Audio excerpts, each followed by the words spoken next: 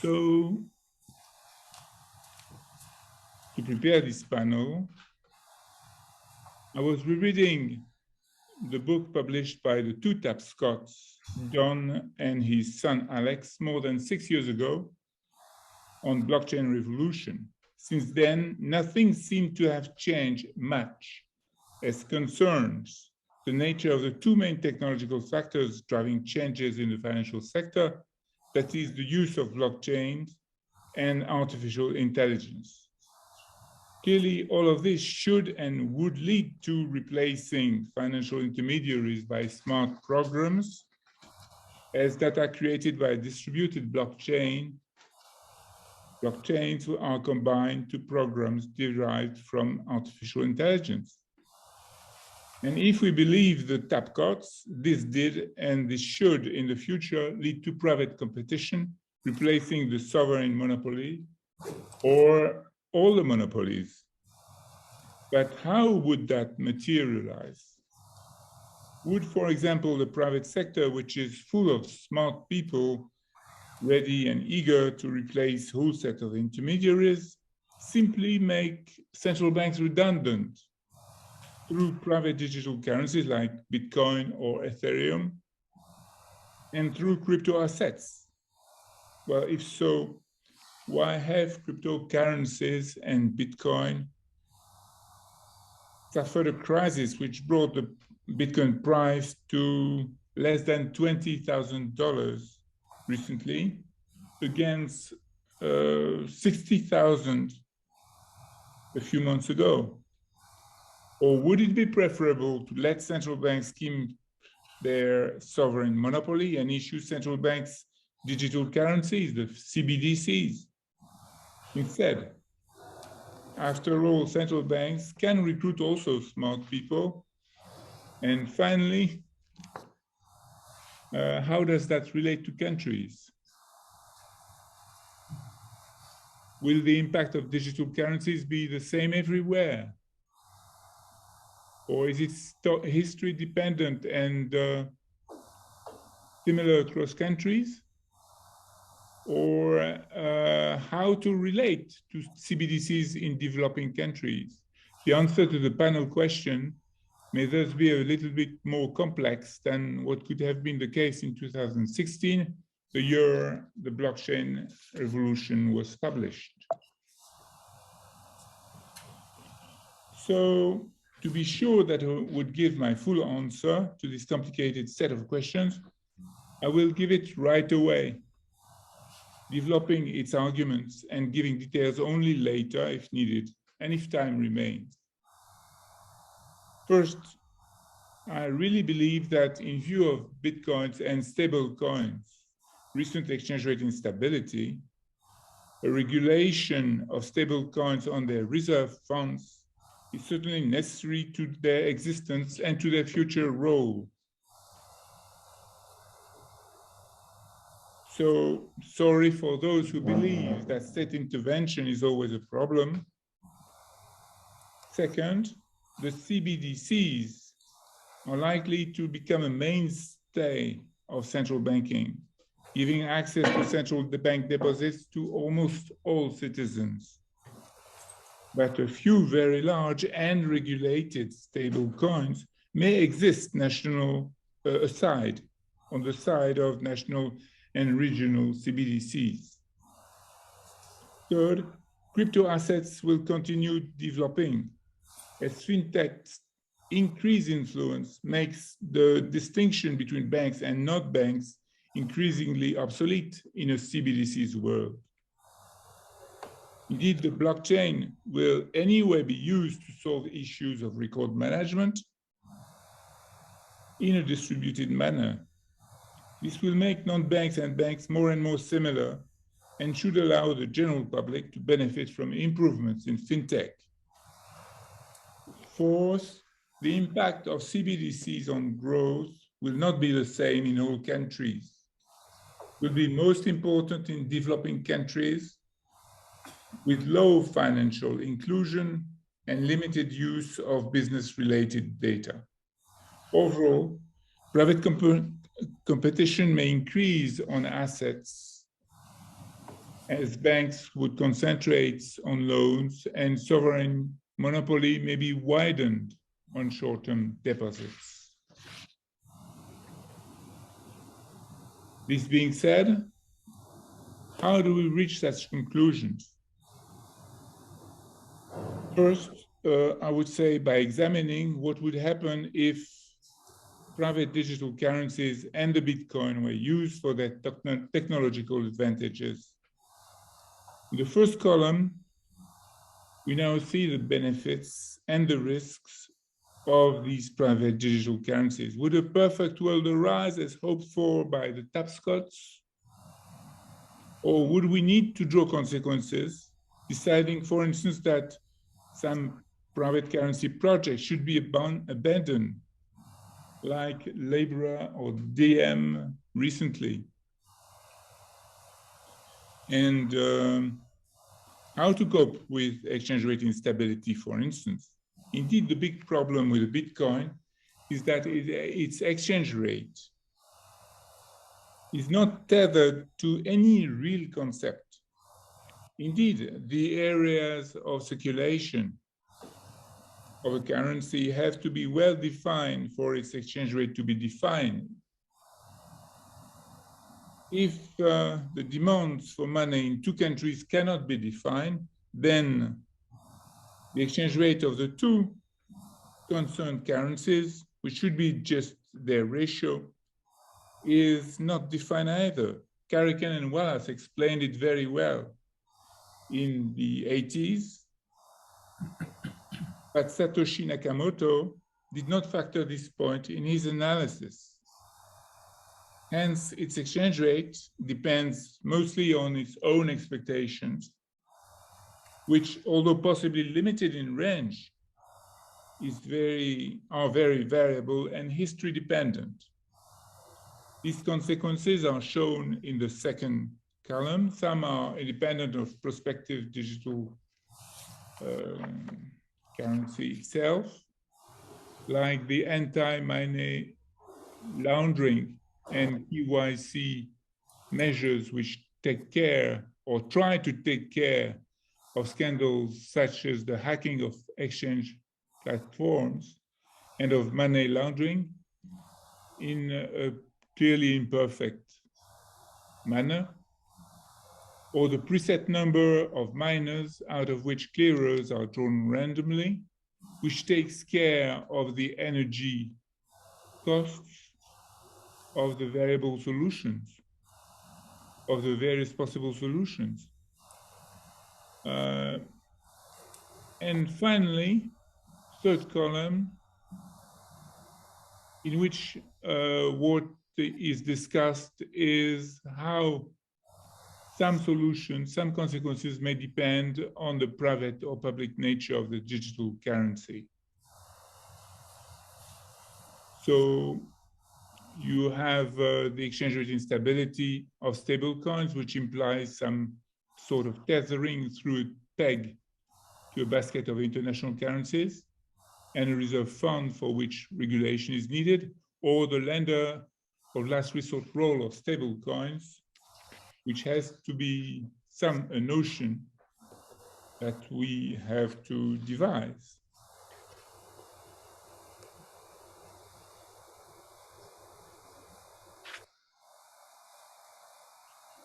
Now, these three types of developments can be compared, and what I chose is to try to imagine the world with either CBDCs only or stable coins only. And you will see very clearly that I prefer a world with CBDCs only, because that's dealing with the issue of having the central bank money green enough, not to spend too much energy, safe enough, and the fact that under CBDCs only, the bank runs are fairly easy to prevent, contrary to what most people say. I think most central bankers would probably agree that it's not impossible to do at all. This would generate an increase in competition between bank and fintechs. So all of this is positive, but there is a but. The problem of central banks is, in my view, that they have been procrastinating a lot up to now, and that when cash is still very much in use, they tend not to accelerate their pace of creation of digital currencies. Second, the stable coins only is possible to imagine, but I would say it needs a lot of development of regulation on reserves, on lender of last resort issues, and that may be too much to ask. So my conclusion is that CBDCs and a few large stable coins might be a practical solution, because this would not mean that stable coins get all data, and some regulation could be usefully derived in order to limit their leeways on that side. And finally, this would allow each country to benefit from the advantages of CBDCs. This leads me now to discuss the factors which may influence or affect CBDC creation. CBDC creation is by definition augmenting financial inclusion. This is mechanical. So this may be worth less if financial inclusion is already there. But on the contrary, augmenting financial inclusion fast may be worse if it's absent. Indeed, financial inclusion is necessary for an access to credit. Financial inclusion impacts growth in least developed countries. This is now well accepted. And it's less important once a given level of development has been reached. And for this, on these 2 points, the example of Kenya and M-Pesa, the connected currency, are usually mentioned. The other point which is interesting is the business-related data that central bank can get and can use if they want, but have not been using at all or sufficiently recently. I think business-related data can help focus advertising campaigns by firms, and therefore they are very useful. And they can inform credit ratings by rating agencies, and they are also quite useful. And in the case of the CBDC, where everybody can participate and get the deposits, then it's quite useful, because the figures are much easier to interpret. Philippe, 5 minutes more. Okay. So this is a growing market, and this has to be taken into account, but this is mostly through research. The other factors which may affect CBDC creation are policies which can strengthen the impact, like the African Continental Free Trade Area, which was signed recently in 2019. and maybe important because it would help a weak spot of developing countries, which is internal trade in Africa. And climate change. Climate change opens opportunities, great deals, and transfers to developing countries. Finally, you have other important impacts like access to electricity grid and to internet. If you don't have electricity, you don't have internet. If you don't have internet, you don't have CBDCs. So these are factors which are 0-1 factors. Finally, you have rating agencies, which would be needed in countries, developing countries, and the fact that monetary unions may maximize the impact of CBDCs. So I think that what we need is to consider the alignment factors which have been more and more apparent, the strengthened position of Africa after the Glasgow conference, the fact that the need to succeed around this area of free trade in Africa is more and more apparent, and the fact that the ECOWAS monetary union is being discussed. ECOWAS is for the western part of Africa, but there are other places where one can imagine some further moves at regional level. Finally, the window of opportunity for such moves, in my view, will be fairly short because you need to establish regulation and rating agencies, because the role and treatment of business-related data will take time, and because developing the adequate international regulation framework will also be time dependent. Finally,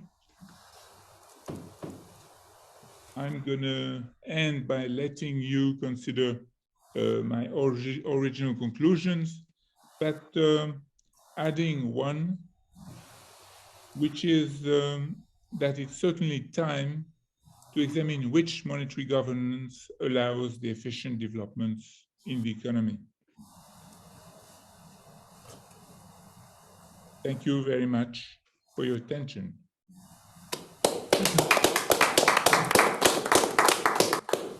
Okay, now I will leave the floor to Luca Fantacci, which has been recently appointed as associate professor at University of Milan, and he ran Bocconi University and Observatory on cryptocurrency and money and digital monies in general. Thank you, Yuri. Okay, as you saw from the schedule, this was intended to be the first presentation. So you will excuse me if there are some introductory remarks. I will try to keep them short. In any case, what I try to do in this presentation is address, as Philippe has done, the main question of the session, namely whether digital currencies open to the competition between private monies or rather they favor a sovereign monopoly in the form of CBDCs. And I do this in historical perspective. Now, the first bit of history that I will be looking at is, in fact, the history of Bitcoin itself. I'm sure you're all familiar with this, but just to lay on the table the main elements of what we are talking about. When Bitcoin was invented, and Philippe mentioned the white paper of Satoshi Nakamoto being published in 2008, it was in the midst of the global financial crisis.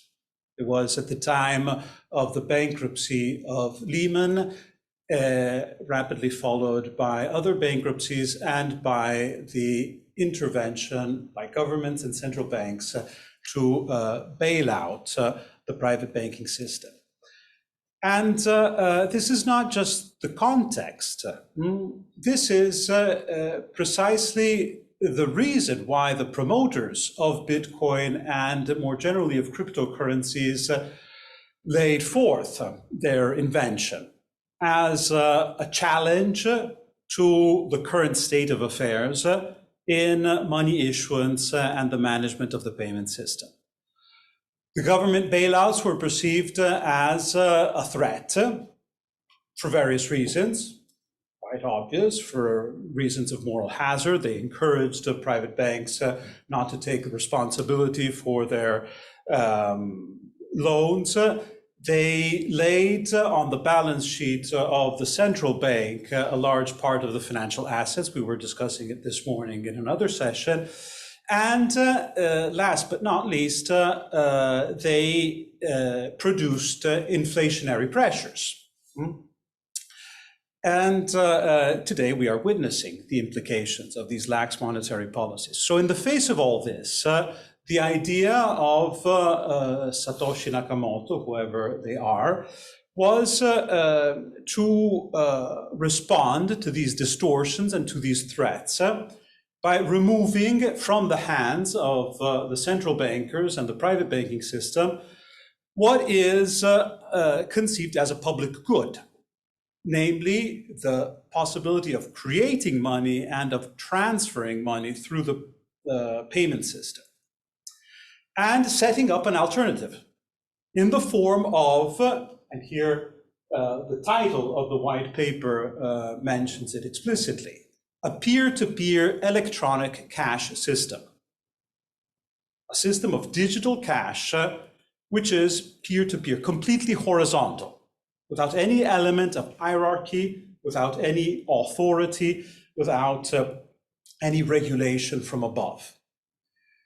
Based on cryptography, so a technological revolution. And Bitcoin is without any doubt a technological revolution. I will not spend words on this, but I just want to draw your attention on the dramatic change that Bitcoin has brought in the realm of the digital world that we all experience. We were used to a world of digital objects that were by definition replicable.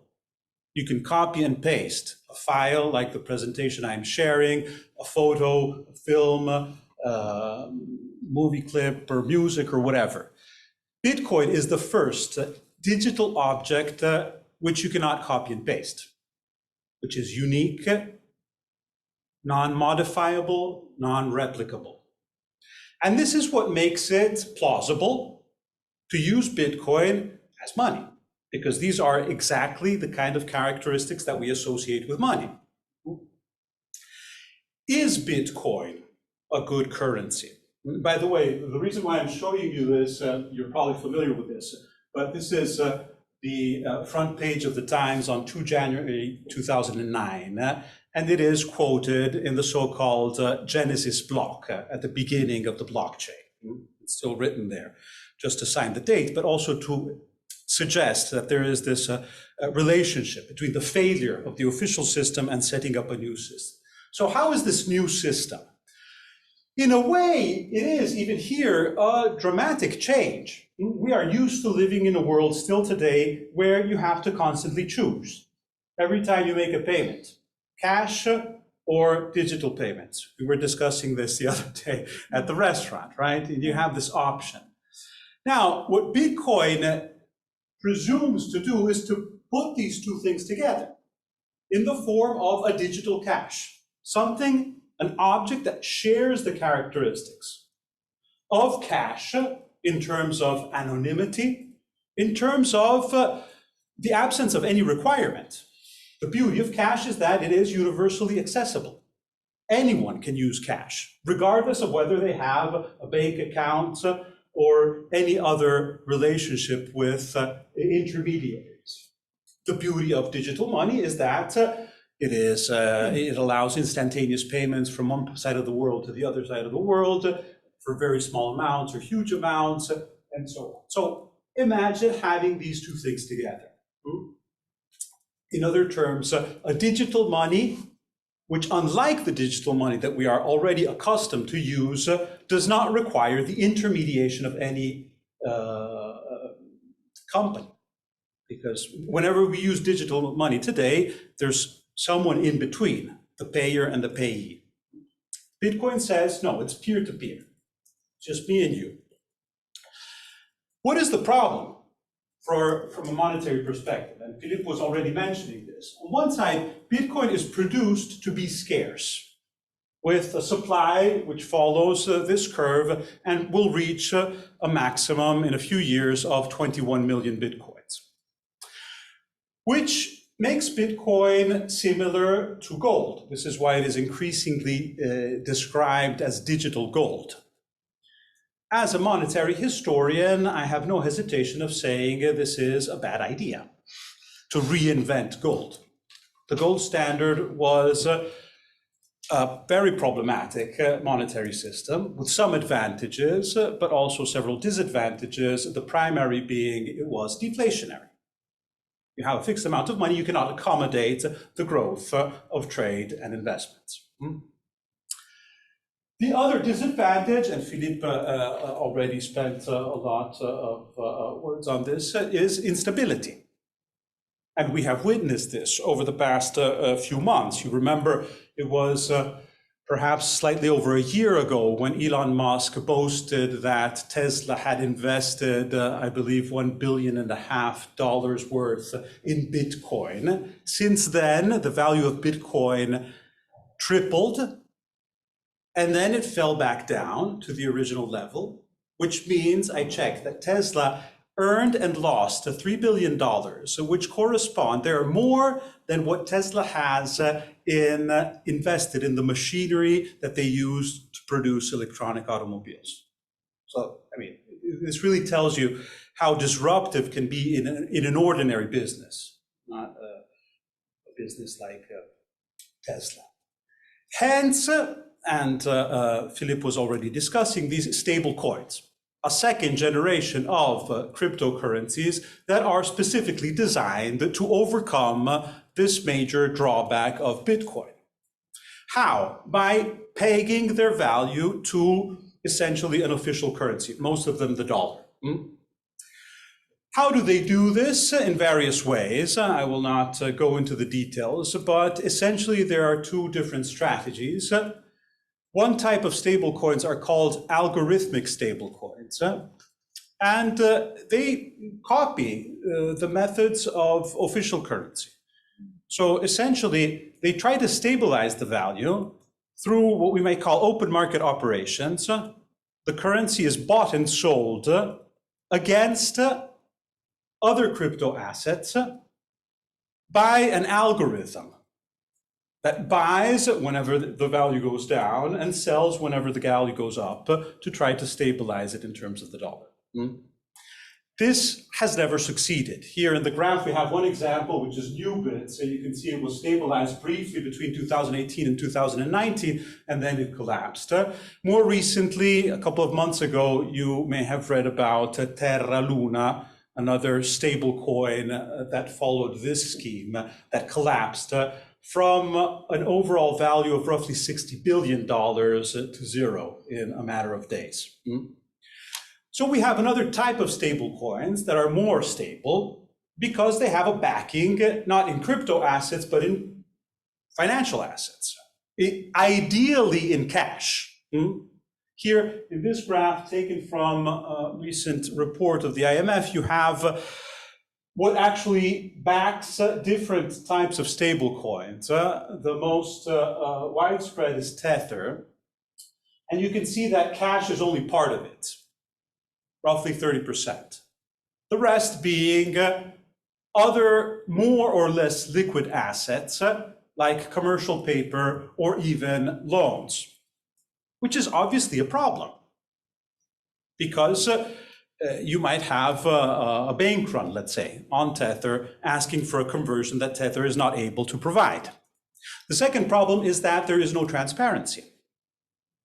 There is no auditing on the actual consistency of these reserves. So these are estimates of the IMF on the basis of what each business is disclosing, but they are not subject. If you wanted a truly stable coin, it wouldn't be a cryptocurrency any longer. You would have to subject these to some kind of regulation that equates a stable coin to electronic money or to bank deposits. So I agree even here with Philippe that stable coins are, the future of stable coins is tied to, let's say, reabsorbing them in the official financial systems. Can we rely, and this is at the basis of the question that gives the title to this session, on a form of competition between cryptocurrencies?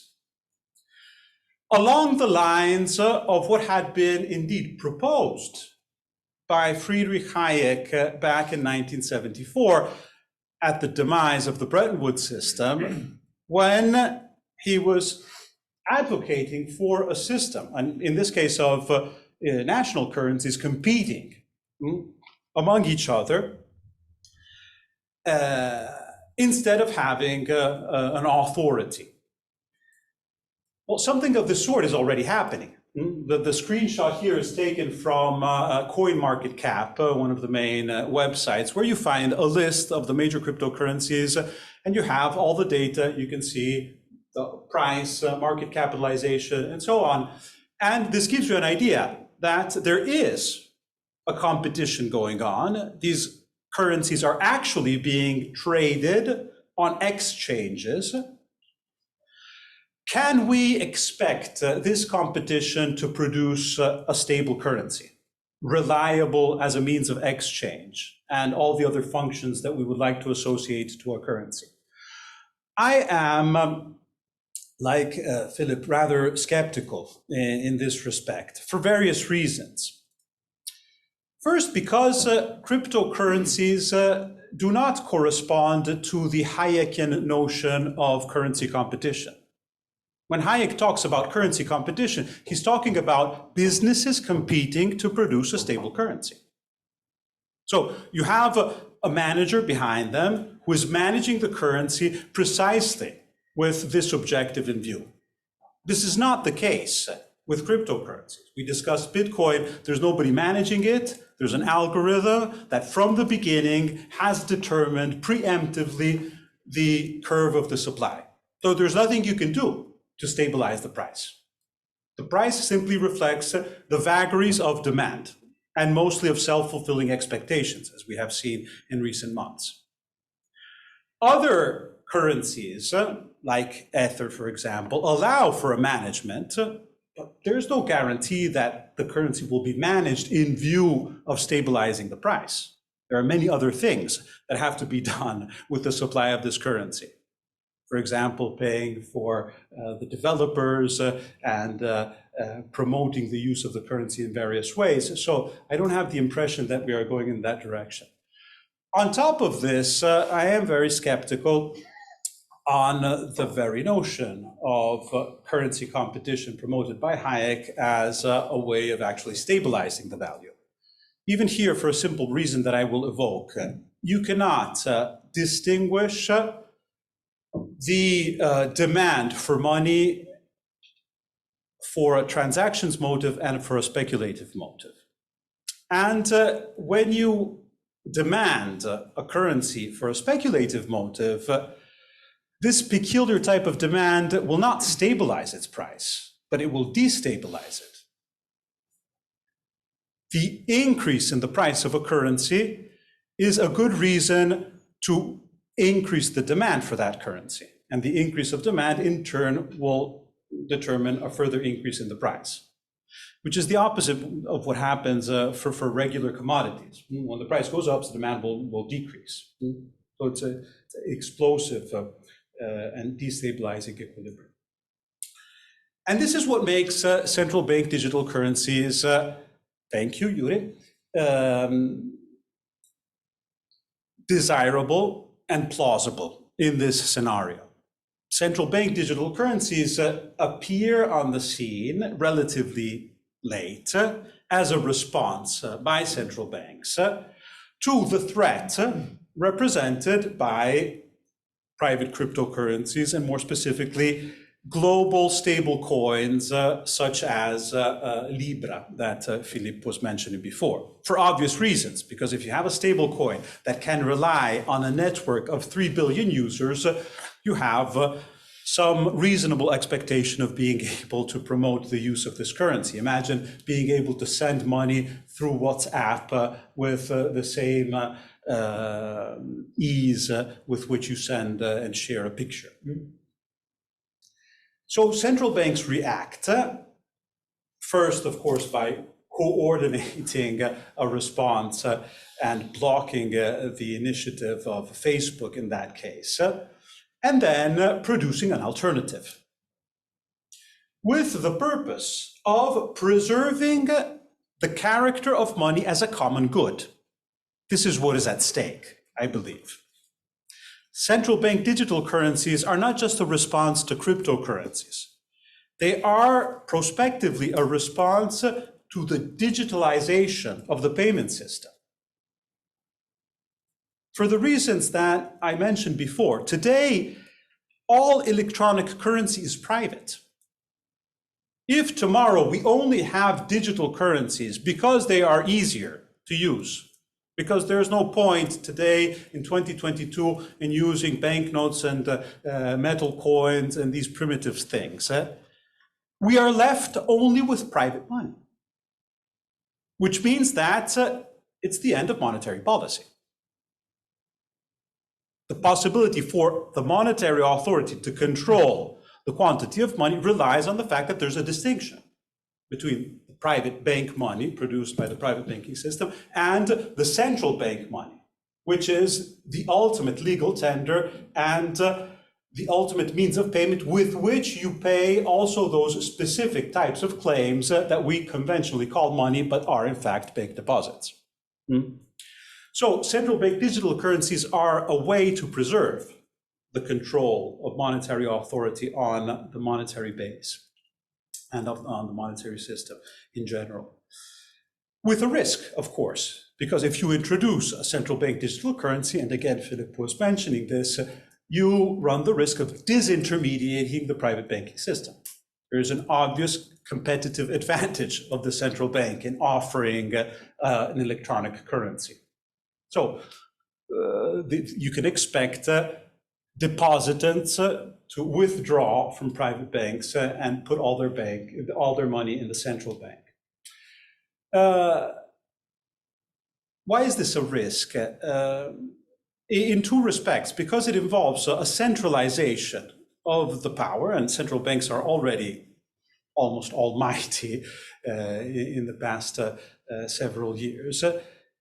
On top of what they have been able to do so far, this would add a control on data. And again, Philippe was mentioning this, and a threat to privacy, and also a mixture between monetary policy and fiscal policy, because this would allow the central bank to go straight to households and businesses in issuing money, bypassing the private banking system with its traditional function of deciding who gets the money and the allocation of credit. So there's a threat to, let me say, free enterprise, to use a brief definition. So there's a need to, in my view, to redesign a form of cooperation between central banks and commercial banks, between sovereign money and private money. And here I'm drawing to my conclusion, which passes once again through history with a leap backwards to the Renaissance and to that form of early private money, which were trade bills, issued starting from the 15th century as a means of payment for intra-European trade in the form of IOUs that were, let me say, not just a form of private money that merchants would use to pay each other. They were a distributed ledger technology, we could say, because they would be issued to make payments And they would allow the financing of the bulk of intra-European trade, thanks to a form, in this case, however, of centralization at the trade fairs, particularly in Lyon. The reason why I'm mentioning this is because it's interesting. This is a form of private money that performs, we could say, a public function in providing a public service for the payments of long-distance trade in coordination with public authority, which not only authorized these instruments, they granted them an exemption from the jurisdiction. So the fairs were based in Lyon. They would take place every 3 months in Lyon, but they were not subject to French jurisdiction. They would be extraterritorial. And they would allow for a coordination between the public currency and the private currencies. So let me draw my conclusions from here.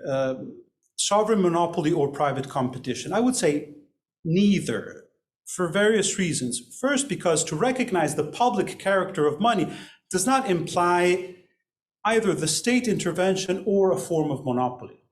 Public does not necessarily mean state.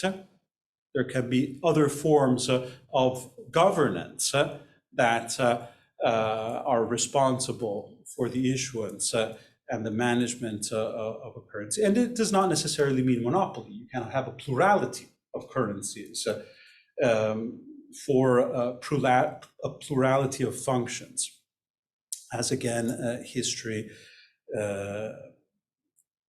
gives many examples of. On the other hand, to recognize the private character of money does not imply that it is an object of private appropriation in the sense of a store of value that cryptocurrencies have become eminently. This goes back to something I was saying this morning about money being money only in its alienation. Only by giving it away it performs its function. So a private money does not necessarily have to be conceived as a commodity. Again, this morning we were quoting Polanyi, the idea that money is in fact originally not a commodity and not intended to be traded as a commodity on a market. Hear, hear. Sorry? Hear, hear. Just as it's not even a conclusion, it's just an indication, a suggestion. I think our current monetary system is already in the form of a public-private partnership. The money that we use comes from a coordination between central authority and private enterprise. And I think that what is at stake is redesigning this partnership, taking advantage of the new technologies, but also bearing in mind the characteristics that we associate to money as a means of exchange and as a unit of account. Thank you.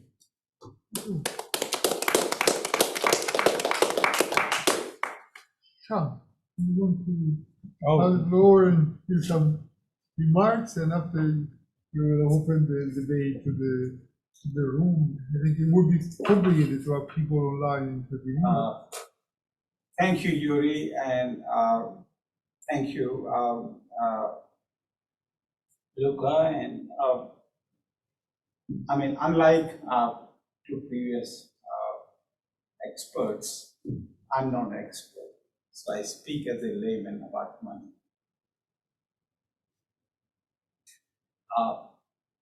I'll tell you my layman's ideas of what I believe the digital payment and currency system could be, and then Luca and others can tell, Philippe and others can tell you what's the problem with that. There will be many problems, obviously. What we have seen in the world's financial system, financial services industry has grown massively. their share of GDP and corporate profits has grown greatly, which many people believe is out of line with their, it's not a measure of how much welfare they add or bring to society. It's become a very large surplus rent extraction machine, actually. Here, here. And the original and useful and essential functions of financial intermediation by the banking system, which was essentially taking deposits and making loans by assessing loan applications, has largely been replaced. They still do those functions, of course they do, but most of the profits don't arise from that. Vast proportion of financial services industry profits come from trading. And I have not seen evidence for the welfare contributions of the industry in exchange for those trading profits that they make. Let me cut the story short. I think CBDC that Philippe and Luca just talked about is an excellent opportunity to not only use the electronic technology to reform and rationalize the payment system and share its advantages with the population at large, but also to restructure the financial services industry to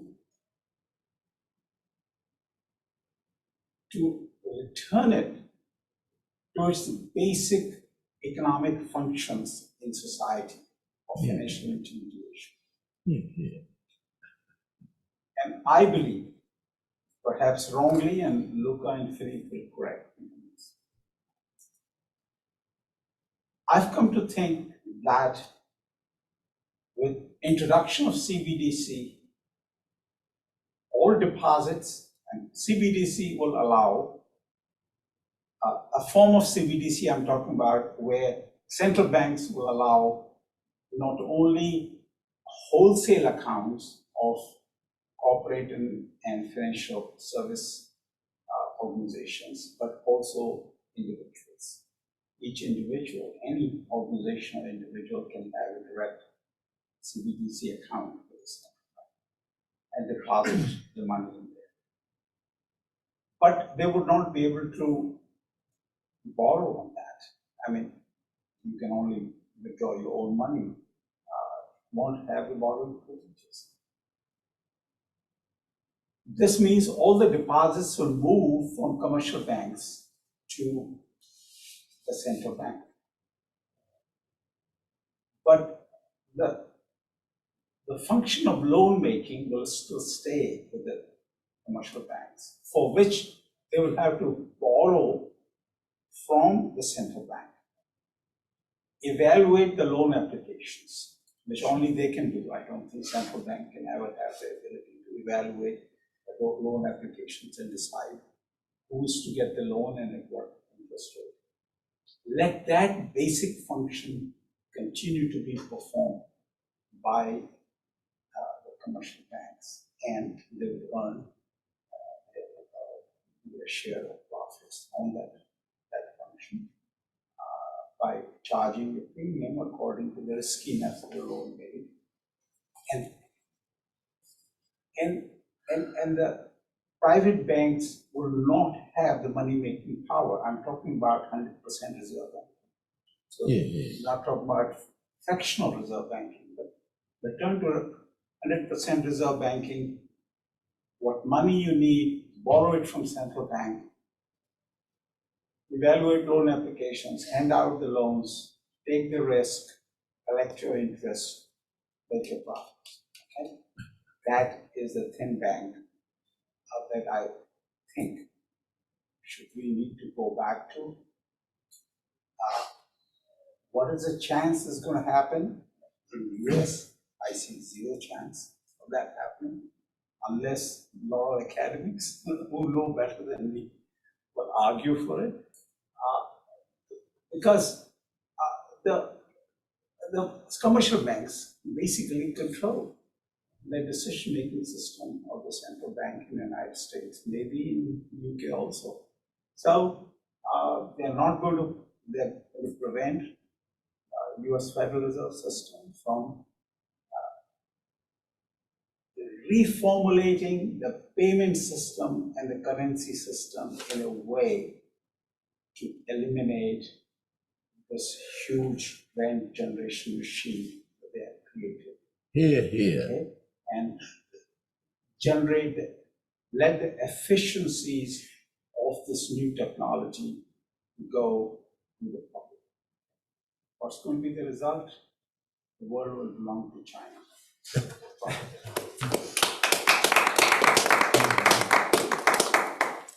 Thank you very much. Yeah, sure. Thank you very much. I will not try to summarize everything, but I think Philippe, as a former central bank, has advocated for the central bank digital currency. I will not try to discuss the again. And so we expect that, but there are some points about it by the comparative analysis started with. And Luca has added and approached this very similar idea by concluding with the public-private arrangement and say that at the end, we don't need either monopoly or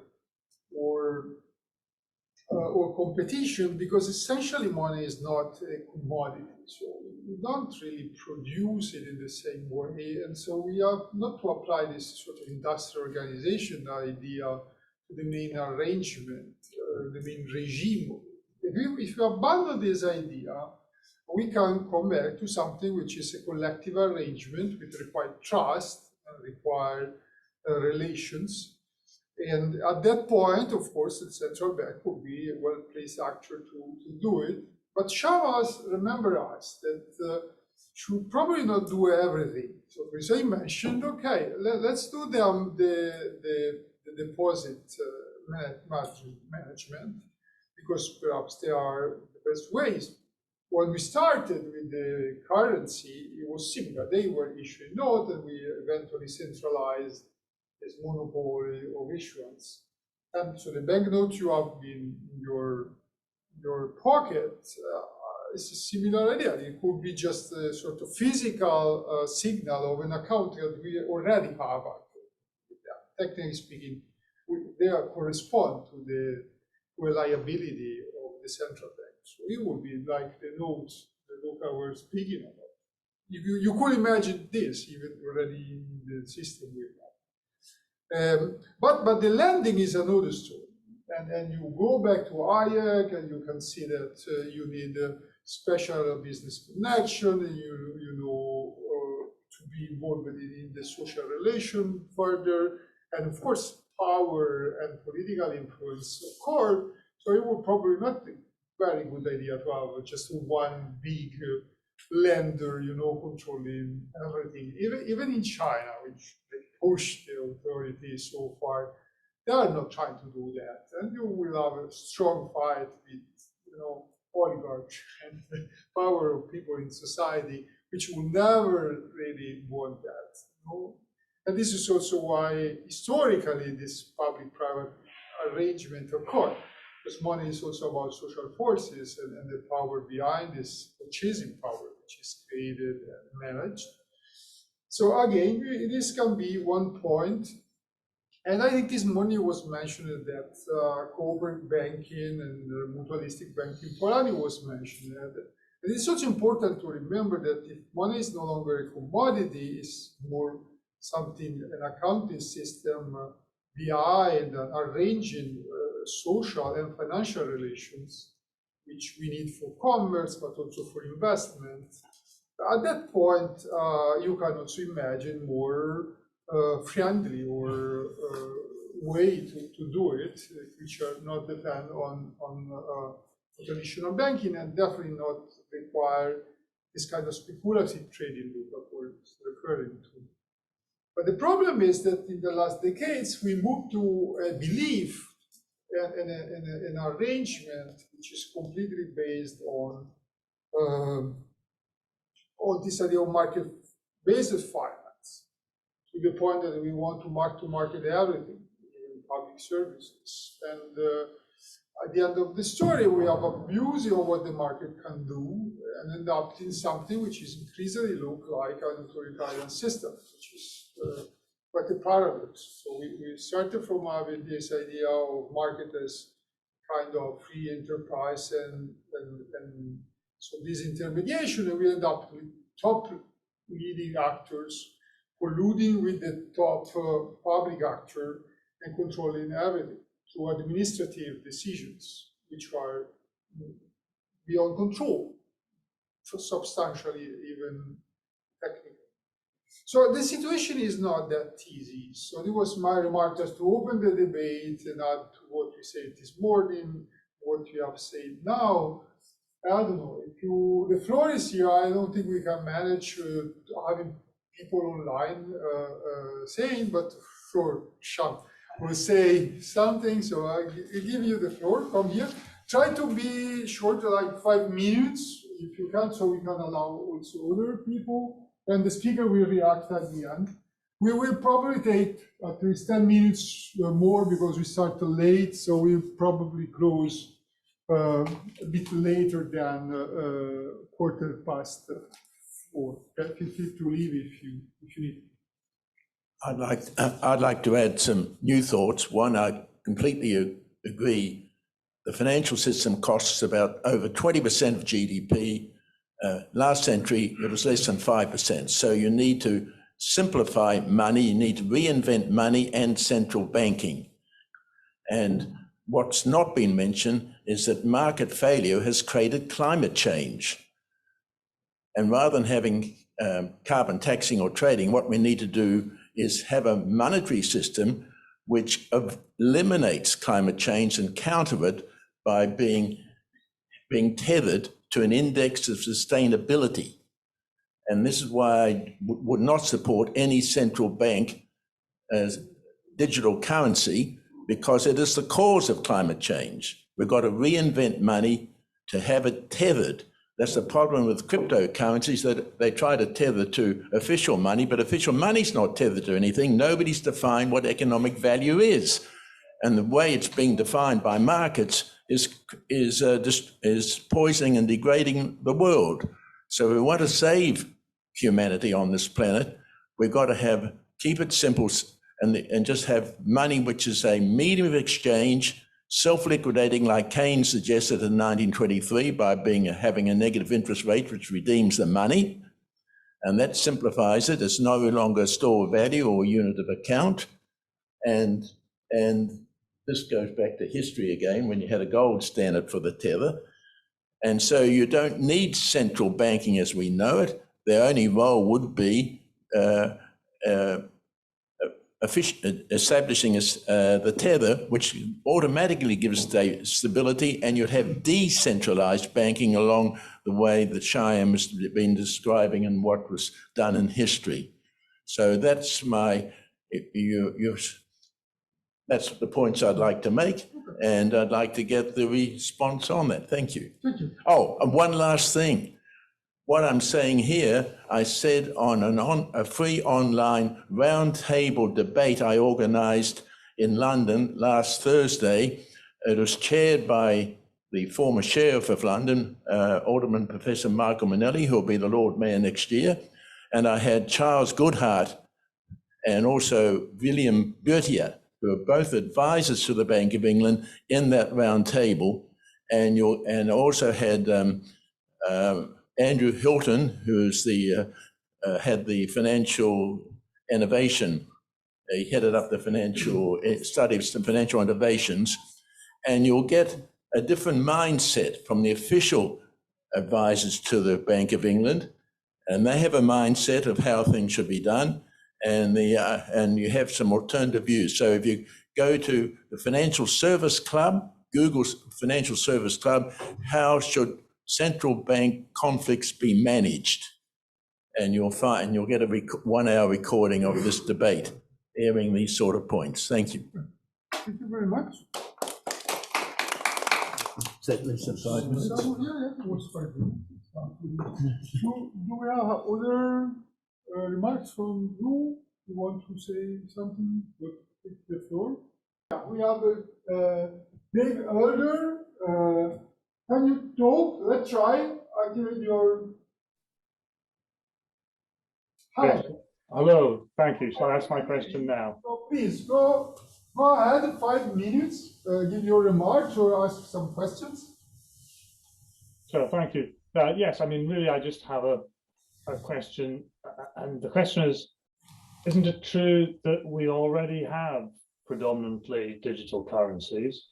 I mean, it seems to me that cryptocurrencies have become quite significant as financial assets, but have really failed as payment systems. I mean, nobody uses Bitcoin to buy things. It's largely speculative as an asset. Stable coins even are not really of much interest to people outside the crypto community because their main use is as a kind of transactional safe haven for people who are trading crypto. So it strikes me that there's not really much of a threat from cryptocurrencies and stable coins to the financial system or to the conventional payment system at the moment. And in a sense, it seems like central banks are anticipating a threat that hasn't really materialized yet, and introducing a kind of digitalization of sections of the payment system which are really quite antiquated, which are resting on 19th or 20th century settlement systems, which make the settlement of some financial transactions very slow. But actually, most business transactions go through electronic banking, credit card payments, and so on already. And so perhaps it's quite a narrow niche that's being addressed by these central bank payment proposals, and one which is just a matter of catching up on settlement delays that aren't really necessary with a private, non-distributed digital payment system, which is what we have already for most of our business transactions. So isn't it true that we already have predominantly digital currencies, is my question. Thank you. That's a very interesting point. Do you have other people online willing to contribute? Well, I can make a question. Oh, sure, please come to. Okay.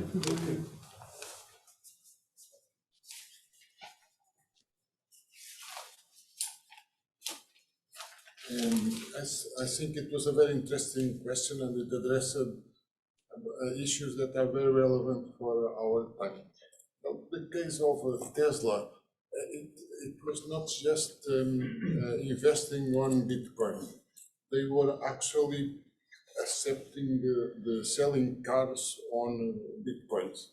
But due to the variability of the currency, this process only took about a month, because then they invented some excuses like Bitcoin is against the environment, it spends a lot of energy and this kind of stuff to eliminate this possibility of trading with the Bitcoins, because the price of the cars in dollars will vary very much. So I think the separation between lending and deposits is quite useful for the digital currency that is issued by the central banks, and this will be a great transformation to the financial system if the deposits will be on the central bank and not on the commercial banks as it is now. But given the power that the financial system has currently, I fully agree that there was no way that they would accept this specifically. It would need to be great political change in order for this possibility to be implemented. Thank you. Thank you very much. Should I take more? Okay, I think if I summarize, I think what Dave. Can we get, is Philippe still on the line? I hope so. Get his reaction. Sure. I will let the three of you reacting. So the point is quite straight. The point is essentially we have all this digital currency movement, the cryptocurrency in particular, but the only one who officially try to use as a current to do something more than speculative, self-fulfilling pricing and trade failed.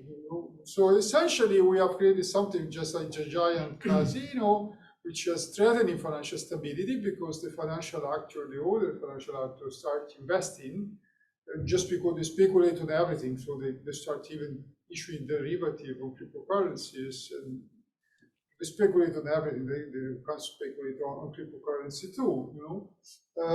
Okay, what's the point about having a financial system like that? I dare to ask.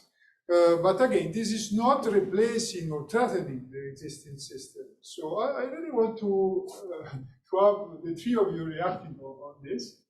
Okay, so Philippe first, we will follow the same order. Philippe, can you hear me? Yes. Okay, so. Can you hear me? Yeah, sure. Yeah.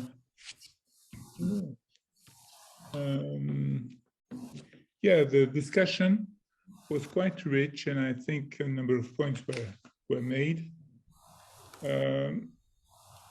I think I'm more positive than most on digital currencies by central banks, because I think that digital currency makes very clear who gets which right. And in terms of deposits, it may be very, very useful. In terms also of making the lending easier, it might also be important. Because up to now, what we've seen without digital currency is that quantitative easing, for instance, was very difficult to achieve. Some people don't like that we lend as central bankers to the states. This is problematic, of course, but it's even more problematic when people who don't like to lend to the states don't want to lend to the private sector either. And they might have good reasons, because they say, oh, why should a central bank advantage A rather than B? Well, this is very difficult to answer if it's not done by the private sector, which also has a legitimacy, because they are going to bear the cost if they're not profitable enough. So behind the situation of central banks concerning digital currencies, you have several issues. One is payment system. Would it improve very much the situation? Well, some would say yes, because what is very, very fast now is settlements between in the private sector, but not necessarily at the same speed between banks and between others. Others being non-banks, which are starting to compete very much with the banks. But why isn't it a perfect world, and why are the banks treated differently from non-banks when it's about liquidity? It's not clear very much either. So I think that there would be a much better occasion to compare the situation of various types of agents if we were under digital currencies. Well, this leads me to the point of Shyam, who was very opposed to having a system by which central bank have a digital currency. No. Because he was in favor of the sustainability vis-a-vis climate change. Well, I'm also in favor of sustainability vis-a-vis climate change, but I don't know who knows better on climate change. Is it the central banks? Is it the states? Who? So I think there too we have a real problem of governance, and this has to be solved. Maybe digital currencies are not the solution, but I think it has to be solved anyway. I don't know if I've answered full set of issues, but you will tell me if not. Okay, thank you. Luca? Yep. So thank you, all of you, for your questions, and thank you, Shyam, for your remarks. I will start from there by saying that essentially I agree with you. I mean, I do see as a form of this public-private partnership that I envisaged the possibility of dividing tasks along the lines that you suggested, with the central bank issuing the currency and managing the payment system, and the private banks doing what they do best, which is to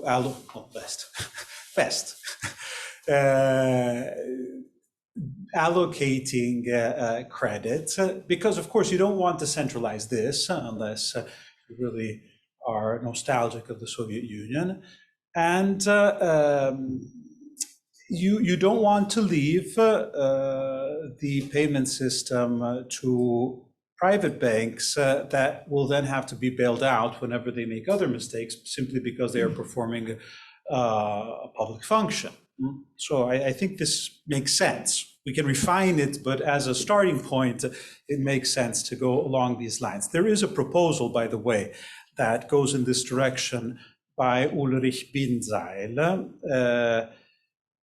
And there is another paper. I think I am proposing this to Yuri for the review. I think we should do a special issue on, I think, the most interesting paper I have read on central bank digital currencies by Saule Omarova. This woman was almost appointed the controller of the currency in the United States, but then stepped back precisely because she was making these provocative proposals. And she speaks of a public-private franchise. She doesn't use the word partnership, franchise, to express, in view of a democratization of money and the financial system. She says central bank digital currencies are an opportunity to bring back banks to. So I will send you the link to that, and maybe we can start our discussion from there. Turning to Shan's remark, Shan Turnbull, right? I believe we met. And in fact, we met in Madrid, where I was presenting a paper along the lines of Keynes's proposal at Bretton Woods. So I can only share your concern, and I like the provocation. It's true that central bank currencies are at the root of many of our present problems, and that Keynes has something to say about what we should peg the money to, when at Bretton Woods he was proposing not just the clearing union but the common control, suggesting that you don't want to get back to a gold standard, but you want to peg the currency to a basket of commodities that are primary goods in international trade and in productive processes. I think that's an interesting perspective. Not only that, I have the uneasy feeling that China is already moving in that direction, because in the wake of the war and of the sanctions, we have seen Russia facing, of course, the sanctions and not being able to sell her gas and oil. So she was selling this to whoever was willing to buy it. And China, of course, is one. And there was this report by Credit Suisse that was suggesting precisely this, that China is shifting from exchange reserves to energy reserves as a way of backing its currency. And if China does that unilaterally, I think we are in trouble, because this would really fragment further the international monetary system, leaving China with control over international trade and commodities, and perhaps the United States with an international currency that serves only the purposes of finance, which is not a division that we would like to encourage. So I am really sympathetic with this perspective of taking the opportunity of central bank digital currencies, and there are already initiatives in terms of multi-currency, wholesale, transnational digital currencies. So there's an initiative by China together with Saudi Arabia under the auspices of the Bank for International Settlements. They are experimenting with this. I think that this is also an opportunity to reform the international monetary system. It's another of the jobs that we have left behind, and I think we should get back on that as well. To Dave and Yuri's question, don't we already have predominantly digital currencies? Well, we do in part of the world. We do in the West. We do in advanced economies. It's a problem even there, because we have instability, and we have bailouts and moral hazard.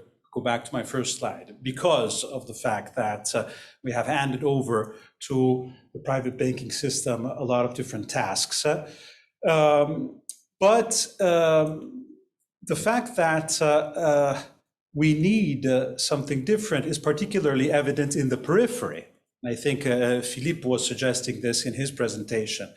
In countries where we have exchange rate instability, where we have capital controls, where we have financial exclusion, where transnational payments cost a lot, you need a digital currency. So you have in the world 1.7 billion people who are unbanked.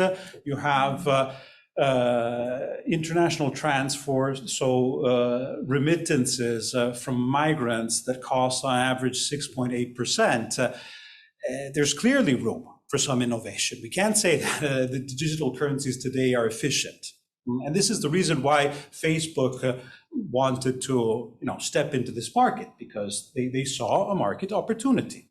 Even Visa and MasterCard transactions, 2 or 3% is ridiculous. It's ridiculous. So this is the reason why there's room for innovation. And already in the periphery, you see that, apart from the case of Salvador, where they adopted Bitcoin as a legal tender, but Venezuela is another case where people are using Bitcoin because they have capital controls, because they have low energy costs, and because it's more advantageous than the local currency. So I think there is room to go in that direction, and I think that we should not leave it to these initiatives that have been mainly speculative, and this I agree with Dave so far.